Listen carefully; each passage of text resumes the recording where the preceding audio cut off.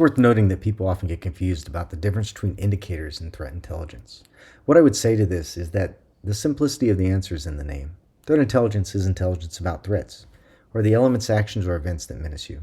And that threat intelligence can be informative, educational, or functional, meaning it provides the ability for you, the recipient, to act, to mitigate, deny, thwart, and so on, a threat.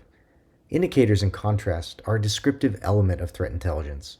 They represent an observation or a form of threat data, such as indicators of compromise or reconnaissance. They have their importance, but are definitely lower in value to people. Machines, on the other hand, especially security tools, are wonderful recipients of this type of threat data.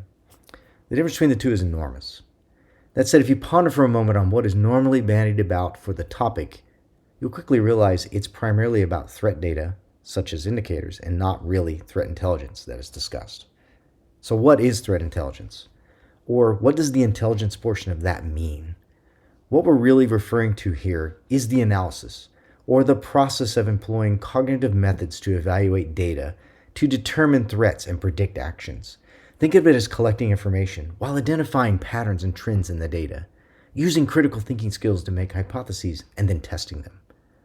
Following that, using the semi-finished or finished information to inform decision-making while predicting future outcomes or crafting solutions.